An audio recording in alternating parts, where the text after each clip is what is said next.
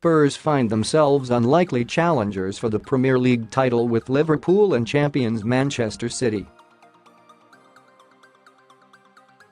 Their chances of keeping themselves in the running were slimmed, though, as Harry Kane succumbed to a recurring ankle injury in January, yet they still remain very much in contention.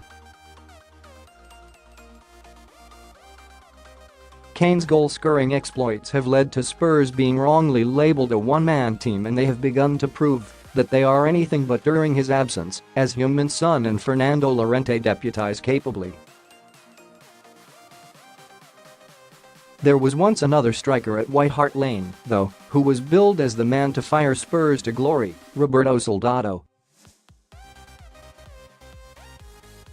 The Spaniard moved to North London from Valencia in 2013 for £26 million as Spurs looked to reinvest the money received from the record sale of Gareth Bale, but flopped spectacularly. The striker, now plying his trade with Fenerbahce, scored just 16 goals in 2 seasons. But what could have been if he had won the Golden Boot, or at the very least returned consistent double figures for Spurs?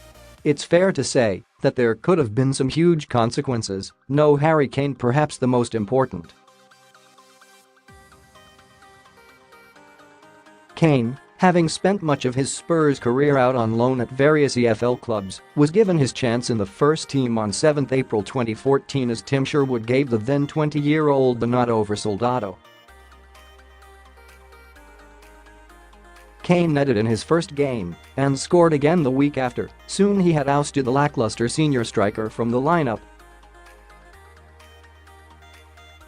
Sherwood has said this on his decision to give the young hitman a chance. "It didn't feel a gamble at all to give Harry that start. It was almost overdue, to be honest," says Sherwood.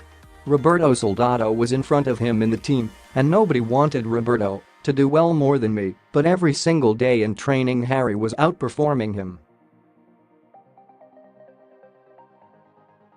After probably 3 weeks, I decided I had to make that change, and I had to bring Harry into the team. He didn't let me down. Had Soldado been amongst the goals more often, Kane would likely have been loaned out season after season, or, even worse, sold.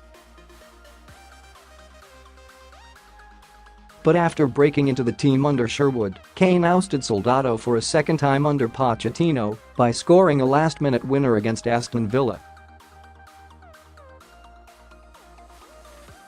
The rest is history. Better used Bale money. The Bale Seven, as they became known, comprised current Spurs Christian Eriksen and Eriksen and Lamela, as well as Nacer Chadli, Vlad Chiriches, Etienne Capoue, Paulinho, and, of course, Soldado. While Eriksen and Lamela remain key players for the White Hart Lane outfit, the others were pretty poor and didn't survive in North London for too long.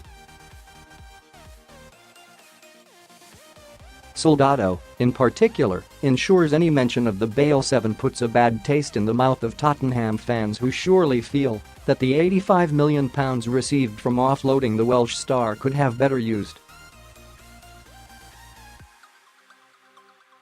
Had the not shot been a hit, though, then the balance could well surely have swung, considering the impact Eriksen in particular has made in white. In any case, it's likely the rest of the Bale Seven would have been given a bit more of a chance if Soldado had led the way from the off. No Pochettino. Andre Villas-Boas was at the helm when Soldado arrived at Spurs, and, despite the Portuguese's inability to fix up a defense, he may not have been sacked so soon if his star striker was putting the ball away more frequently.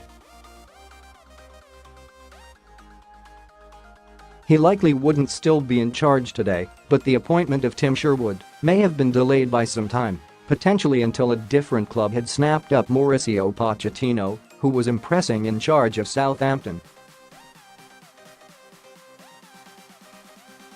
The Argentine has done an incredible job with Spurs, signing and developing the likes of Dele Alli into top-class talents, but may have been doing it in different surroundings had Villas-Boas been at the helm for a while longer. Who will be the next Big Six manager to be sacked? The Playmaker FC squad all seemed to agree on one name. Find out who in the video below.